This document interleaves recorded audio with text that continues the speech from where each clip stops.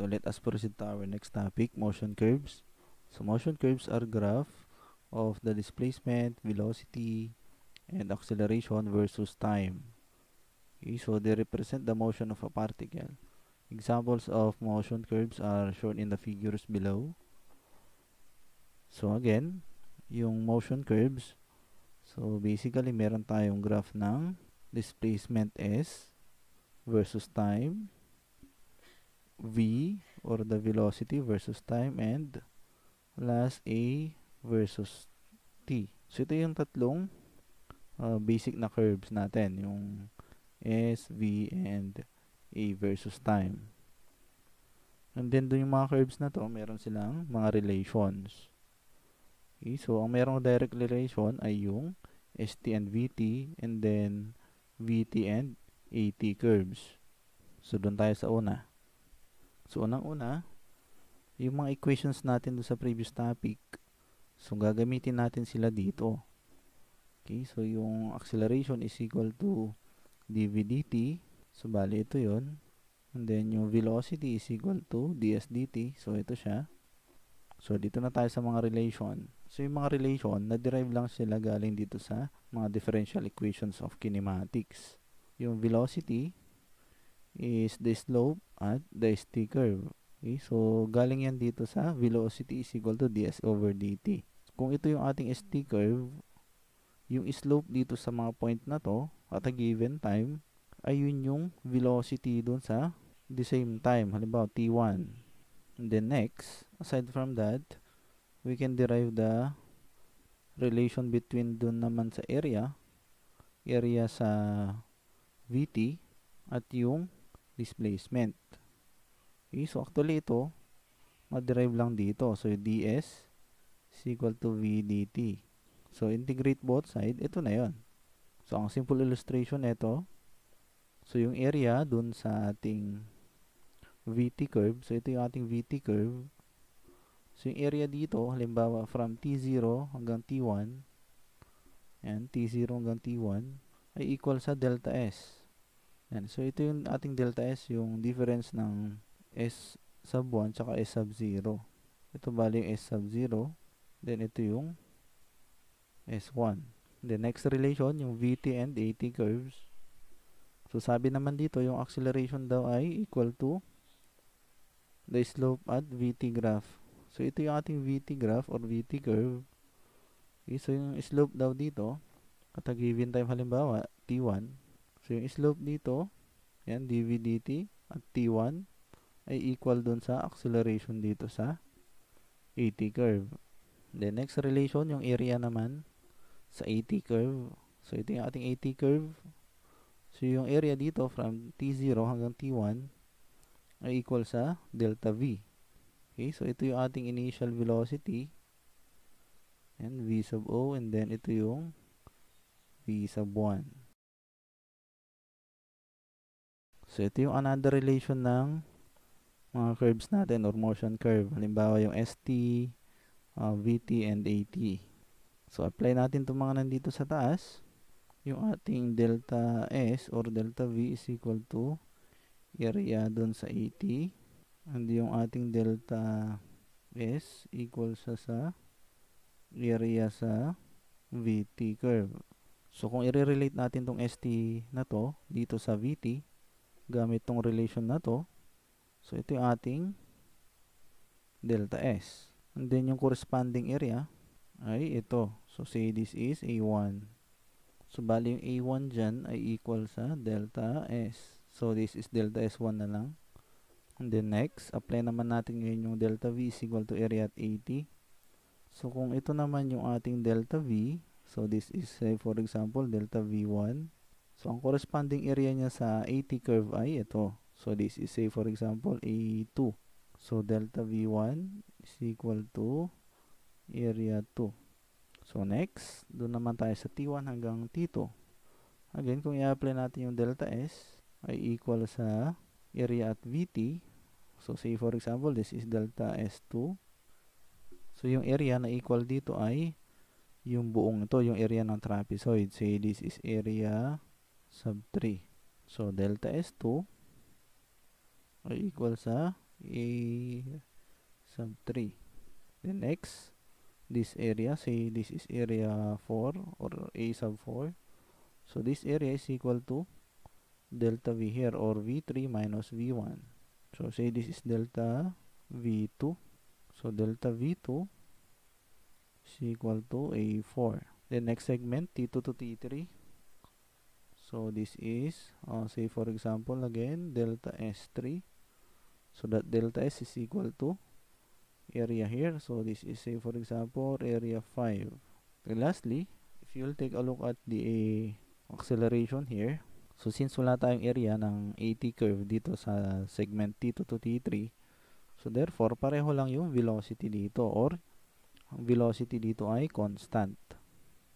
So kung natatandaan nyo yung first meeting natin or first topic, so kapag yung velocity ay constant, ang acceleration ay 0. So ito yung graphical representation nun. Then next, how about if the velocity is decreasing? So if the velocity is decreasing, your acceleration is negative.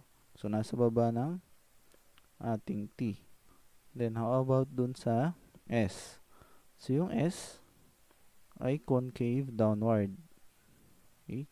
So kung ito ay first degree, so ito ay second degree, concave downward. Then ito ay constant or 0 degree. So yung degree ng mga curve may relation din. Kung halimbawa ito ay third degree, ito ngayon ay second. Then ito ay first. So ito yung magagamitin nating concept pag magsusolve na tayo ng problems involving again objects in motion. So let us solve our first problem. Draw the VT and ST graph if V is equal to 0 and S equal to 0 when T is equal to 0. So ang ibig sabihin ng given na to, so ang initial velocity natin ay 0. So 0 yung starting point natin dito. Then similar lang dun sa S. So S din natin dyan ay 0 at T is equal to 0. So sa pagsusolve ng problem, usually meron tayong mga curves. So mas maganda i-drawing natin sila na magkakasunod. And then laging magkatabi yung A tsaka V. And then yung V tsaka S. So pwede rin mauna yung S dito sa pinakataas, followed by V, and then yung A. So dito kasi may given tayo na AT curve. So una nating i-drawing dito ay yung VT, tapos yung ST. So the required are equations, V as a function of time and S as a function of time for each segment. So ang ibig sabihin ng for each segment, yung mula dito hanggang dito at mula dito hanggang dito. So bali dalawang segments lang tayo. So let us start. Based from the given, here we have constant acceleration. So A here is equal to 2. Then dito meron tayong negative 2. So A is equal to negative 2. Yung ating geometry, kung natatandaan ninyo, yung ating abscissa sa coordinate, ito yung X, ito yung Y.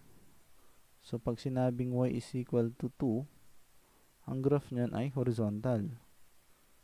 So similar lang dito. So let us draw the VT and the ST graph. So una natin i-relate yung AT tsaka VT. So alam natin yung delta V is equal to area at AT. So meron tayong AT graph. So masosolve natin yung delta V. Okay. So gamit tong relation na to, so delta V, so dito tayo sa T is equal to 0 to T is equal to 2, yung first segment. Say this is A1. So ito ngayon yung ating A1. So area ng rectangle. So ang base ay 2 at yung height ay 2. So 2 times 2. So therefore this is 4. So ang unit natin naka meter per seconds square tsaka seconds. So therefore ito ay meter per seconds. And then take note, ito ay constant. So therefore ang ating velocity ay first degree. So kapag ito ay nasa taas or positive yung ating A, and then ito ay constant, so therefore first degree ito. Okay, so this is your delta V equal to 4 meter per second. And then next, dito tayo sa segment 2 to 4. So pwede yung isulat ito na ganito. So again, yung area dito, so delta V is equal to area at 80. So this is, say for example, A2. So A2, that is equal to, so your base is 2. So from 2 seconds to 4 seconds, so this is 2. Then your height is, so negative 2. So take note, ginagamit lang natin yung area na term para ma-solve yung mga delta V. So not necessarily ang unit natin ng area dito ay naka-square units. Okay, so this is equal to negative 4 meter per seconds. So from this point, kanina na 4, and 4 meter per seconds. So bababa tayo ng negative 4. So from here hanggang dito, so meaning magiging 0 yung ating final velocity kasi ito kanina ay 4 tapos bawasan nyo ng negative 4, so 0. So ito yung ating, so I say this is delta V1, so this is delta V1. And then to solve the equation, we can use again acceleration is equal to dv over dt. So again, at segment t is equal to 0 to t is equal to 2, let us solve the equation of the vt graph. So our acceleration for that segment is 2. So we can put 2 here is equal to dv over dt. So let us apply yung pinag-aralan natin dun sa previous topic. So dv is equal to dt. Then integrate both sides. Then take note of the given values at t is equal to 0. So our s is 0 and v is equal to 0, meaning this is 0 and then this is 0. Then upper limit is v, or the variable of integration, and then t. Okay, so this is v, so equal to t. Okay, from 0 to t. Then substitute the limits. So we have v minus 0 is equal to 2t minus 2 times 0. So simplifying this one, so we have v is equal to 2t. So ito ay sa first segment. So ang equation nito ay v is equal to 2t. Next, for the next segment, from 2 to 4 seconds, so again, acceleration is equal to dv over dt. So take note, the acceleration here is negative 2. So we have negative 2 is equal to dv dt. So again, we have dv is equal to negative 2 dt. And then the limits, take note, nasa 2 to 4 seconds tayo. So ang lower limit natin dito for t is 2. Okay? And then for velocity, we need to solve the initial velocity here, or the velocity at 2 seconds using this equation. So at t is equal to 2 seconds, velocity is equal to 2 times 2 equal to 4 meter per seconds. So ito yung gagamitin nating limit dito. So ilalagay natin ito ay 4. Then upper limit is v. So kahit hindi na actually solve to, meron naman na tayong delta v dito. So alam natin yung delta v dito kanina ay 4 meter per seconds. Okay, so this is v equal to negative 2t from 2 to t. So v minus 4 is equal to negative 2t, then minus lower limit. So we have negative 2 multiplied by 2. So simplify natin. So v minus 4 is equal to negative 2t plus 4. So we have v is equal to negative 2t. So lipat natin sa kabila, magiging plus 8 na. So this is our equation for the second segment for the velocity. So tandaan natin itong mga equation na to. So doon naman tayo sa ST graph. So, gagamitin natin yung equation na delta S is equal to area at VT. So, ito ay sloping up. So, kung natatandaan natin dun sa una nating diniscuss, so, ang velocity ay sloping up dito.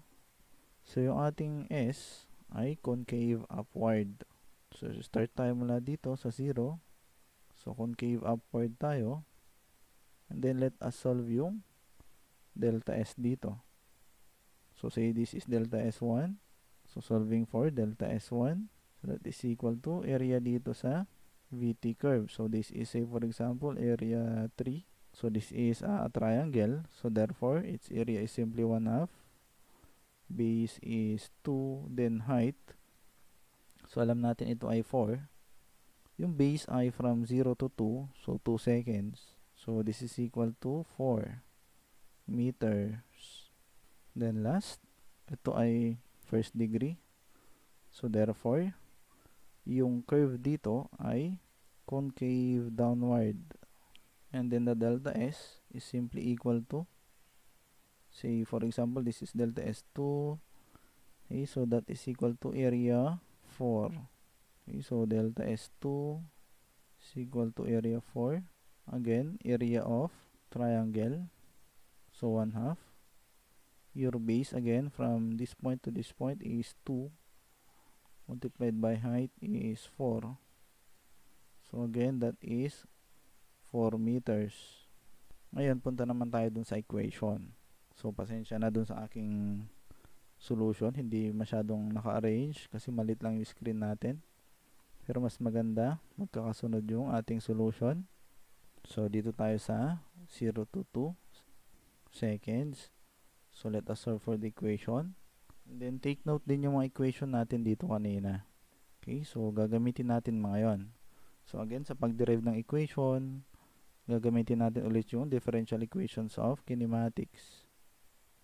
So, meron tayo dito, V equals 2T. So, magsusolve tayo ng S. So, ang gagamitin natin therefore ay yung velocity is equal to ds over dt. And then, from that, we can substitute the velocity which is equal to 2T.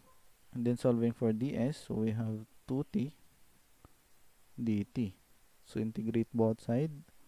Again, we are at first segment or 0 to 2 seconds. So, our initial velocity or time is 0. Then, your S is 0 also. So, our upper limit is S, then T. So, again, this is S. From 0 to S equal to 2T square over 2. So, this is equal to T square. So, our limit is from 0 to T. 0 to T. So, we have S minus 0 is equal to T square minus 0. So, we have equation of S and T or ST relation is S equals to T square.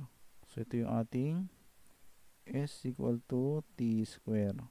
Next segment from 2 seconds to 4 seconds. So, again, from V is equal to ds over dt.